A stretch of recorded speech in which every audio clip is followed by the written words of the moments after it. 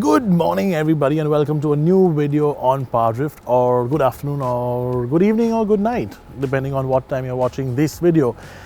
For me though, it is definitely a good morning. It's 6:30 in the morning, it's April 29th, and today is a big momentous day for Tata Motors because they're launching yet another EV concept. Now we are literally the first people here at the Geo Convention Center. I haven't seen the car yet because what I thought I'd do this time around is give you an absolutely raw reaction to the first time that I see this new concept car. Now I know what it is called. It's called the Avinya, which I think is it's a coolish name.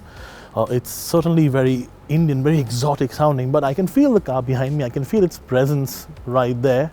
Are we ready to have a first look? Are we ready to get like a completely uncut, unbiased, raw opinion on this? Ready, guys?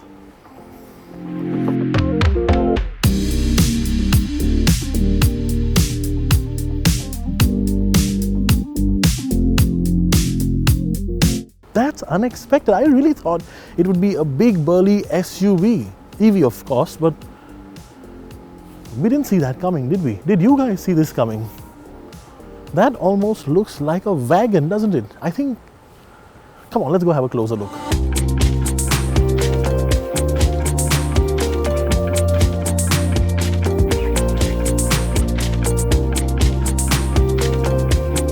It's 4.3 meters long, which means it's almost the same size as say a Hyundai Creta would be, and it's wide and it's low. You know what this looks like? It doesn't look like a normal hatchback. It looks like something I would draw when I was in school on the back of my book with gigantic wheels, which every car should have, and like this really cool cyberpunk stamp.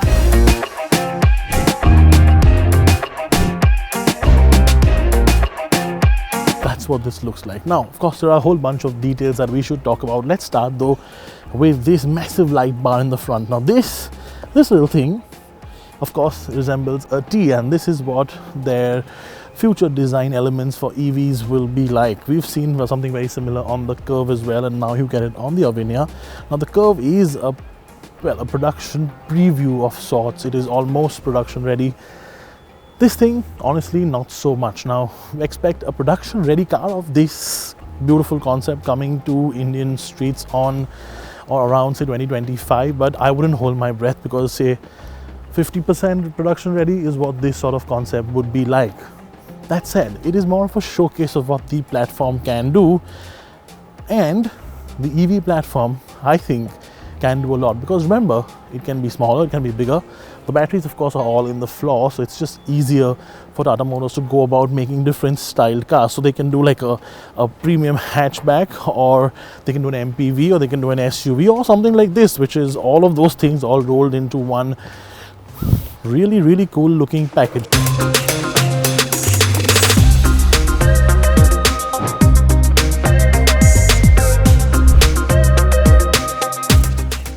You know, the more time I spend around a car like this, the more sort of details start popping out and more references start popping out. So I think there's a bit of Bugatti in here, for example, which is interesting because JRD Tata did have a Bugatti when he was growing up and he was younger, but I don't think this is intentional. It just looks nicer. And of course, we've got this big windscreen that starts all the way from the bottom here and goes all the way to the top. Now this of course is something we've seen on the likes of the Tesla Model X, and this might be an exception to the case here, but it might be the norm. Oh, they're gonna turn the car around for us. We can talk about other bits as well. Thank you so much. And in this case, since the car is turning, let's talk about the side angle, because look at this. Look at how big the car is. You can actually see a reference to this now. And listen, Tata Motors, you guys have had wagons in the past, right? Not one, but two. Bring the wagon back. Bring it back as an EV, please. It's a cool body style, isn't it? But let me talk about the rear, because the front might be slightly polarizing. The rear, I think, is going to be generally very cool. The same T in the sort of middle here as well, that signature lighting pattern which they're going to have on more EVs. And then of course you've got little bits like the tail lights extending into wingtips, or this big bumper on the bottom which looks almost like a big diffuser. This thing is all about stance. It's all about the way it looks, and it means business. That's all I can say.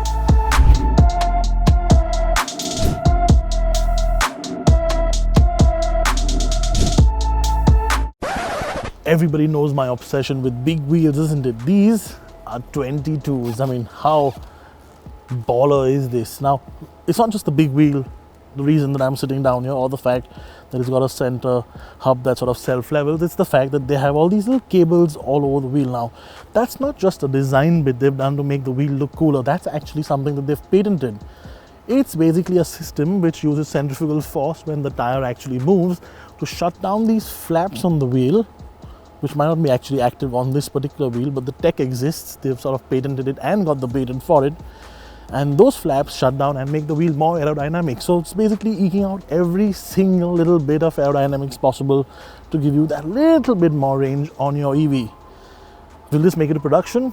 We don't really know yet. Maybe, maybe not. But it's a cool thing, isn't it?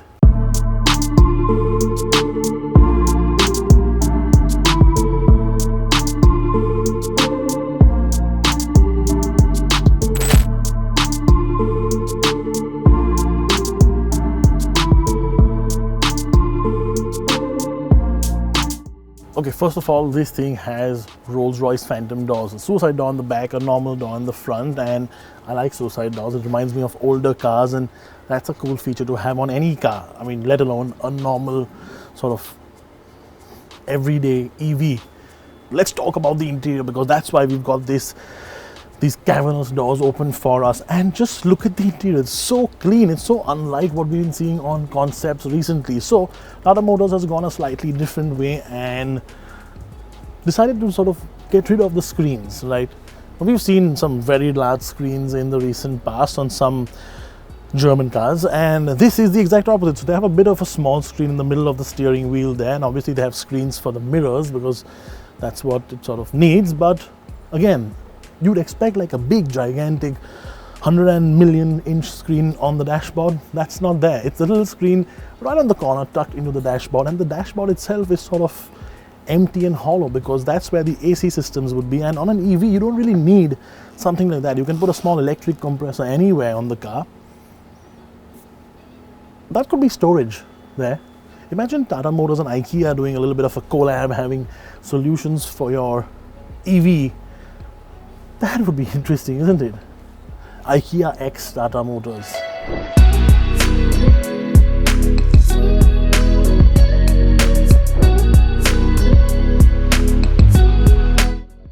Imagine this making into production. I know it won't, right? Don't hang me over the skewers for this. But just imagine a color palette like this. White, earthly tones of brown. And of course, it's an EV, so just look at the amount of space you get. Flat floor, obviously. Big seating on the front and the rear. So much space, so much air, so much sort of light coming in as well.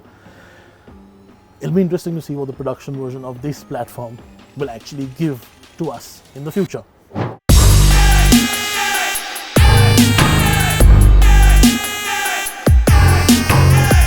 Okay, so let me wrap this up with a couple of facts and figures and a couple of things that I've actually incidentally left out. Now, I know that this is an EV and I know what you guys are asking about.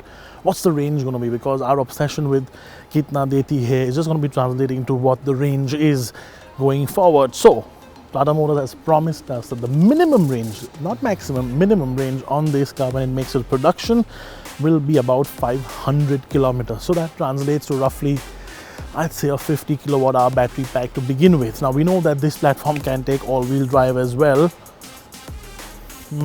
Interesting. An all-wheel drive wagon hatchback high-riding crossover that's 4.3 meters long that looks as cool as this. That could be a super cool, fun, practical family car, isn't it? And just to add a little bit of insight, I think Tata Motors is showcasing that they're going to go back to a more traditional design approach as compared to the daytime running lights on the top and big headlights on the bottom thing that everybody is doing right now. And I like that. In fact, you know what?